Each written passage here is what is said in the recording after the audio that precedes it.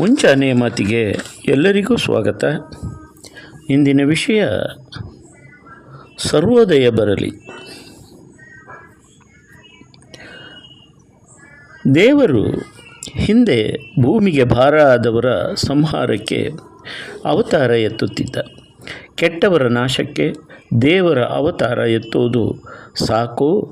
ಈಗ ದೇವರ ಅವತಾರ ಎತ್ತಬೇಕಾಗಿದ್ದು ಸರ್ವೋದಯಕ್ಕೆ, ಸರ್ವರ ಏಳಿಗೆಗಾಗಿ ದೇವರು ಅವತಾರ ತೊಡಬೇಕಾಗಿದೆ. ತನುವೆಂಬ ಗುಡಿಯೊಳಗೆ ಮನವೆಂಬ ಸಿಂಹಾಸನವನ್ನಿಕ್ಕಿ ಘನಮಹಾಲಿಂಗವ ಮೂರ್ತಿಗೊಳಿಸಿ ಸಕಲ ಕರಣಗಳಿಂದೆ ಪೂಜೋಪಚಾರವ ಶೃಂಗರಿಸಬಲ್ಲರೇ ಘನಕ್ಕೆ ಘನಮಹಿಮನೆಂಬಯ್ಯ ಅಖಂಡೇಶ್ವರ ಎಂದು ಶರಣರು ಹೇಳಿದ್ದಾರೆ.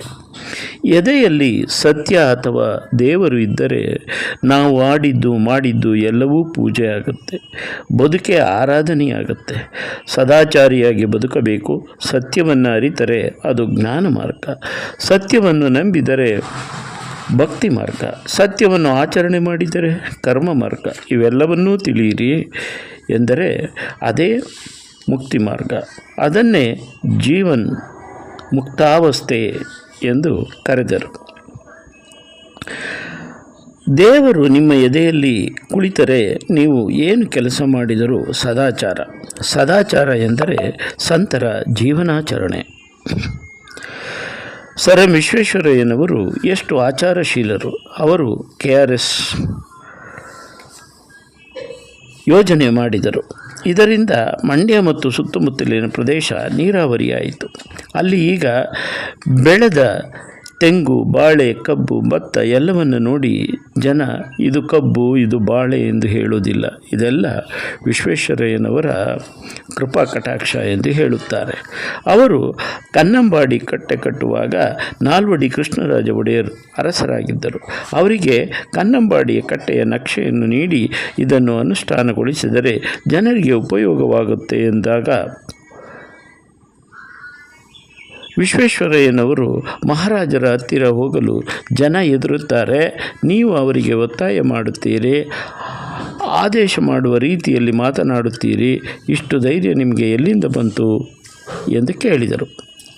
ಅದಕ್ಕೆ ವಿಶ್ವೇಶ್ವರಯ್ಯನವರು ಹೇಳಿದರು, ಮಹಾರಾಜರಿಗೆ ಸತ್ಯವನ್ನು ಹೇಳುವ ಧೈರ್ಯ ನನಗೆ ಹೇಗೆ ಬಂತು ಎಂದರೆ, ನಾನು ದಿನ ಮಹಾರಾಜರ ಬಳಿ ಹೋಗುವಾಗ ನನ್ನ ಜೇಬಿನಲ್ಲಿ ರಾಜೀನಾಮೆ ಪತ್ರ ಇಟ್ಟುಕೊಂಡೇ ಹೋಗುತ್ತೇನೆ ಅಂದರಂತೆ. ನಾವು ಅರ್ಜಿ ಇಟ್ಟುಕೊಂಡು ಹೋಗ್ತೀವಿ, ಅವರು ರಾಜೀನಾಮೆ ಪತ್ರ ಇಟ್ಟುಕೊಂಡು ಹೋಗುತ್ತಿದ್ದರು. ಸತ್ಯದ ಆಚರಣೆಯಲ್ಲಿ ಇದ್ದರೆ ಮಾತ್ರ ಇಂತಹ ಧೈರ್ಯ ಬರುತ್ತದೆ. ನಮಗೆ ಯಾಕೆ ಧೈರ್ಯ ಇಲ್ಲ? ನಮ್ಮಲ್ಲಿ ಸತ್ಯದ ಕೊರತೆ ಇದೆ, ಸತ್ಯದ ಆಚರಣೆ ಇಲ್ಲ. ಅವರೆಲ್ಲ ಸತ್ಯದ ಆಚರಣೆಯಿಂದ ಜಗತ್ತು ಕಟ್ಟಿದರೆ ವಿನಃ ಅನುದಾನದಿಂದ ಕಟ್ಟಲಿಲ್ಲ. ಕೊಪ್ಪಳ ಬಳಿ ಕಿನ್ನಾಳ ಅಂತ ಊರಿದೆ. ಅಲ್ಲಿ ಗಣಪತಿ ಇಟ್ಟಿದ್ದರು. ಅದಕ್ಕೆ ವಂತಿಕೆ ಸಂಗ್ರಹಿಸಿದರು. ಆದರೆ ಗಣಪತಿ ಇಟ್ಟು DJ ಹಚ್ಚಿ ಕುಣಿಯಲಿಲ್ಲ. ಸಂಗ್ರಹವಾದ ಹಣದಲ್ಲಿ ಊರ ರಸ್ತೆಯನ್ನು ತಾವೇ ದುರಸ್ತಿ ಮಾಡಿದರು. ಸರ್ಕಾರಕ್ಕೆ ಅನುದಾನಕ್ಕೆ ಕಾಯಲಿಲ್ಲ. ಅನುದಾನದಿಂದ ಕಟ್ಟುವುದಲ್ಲ, ಆಚರಣೆಯಿಂದ ಜಗತ್ತನ್ನು ಕಟ್ಟಬೇಕು. ಆಗ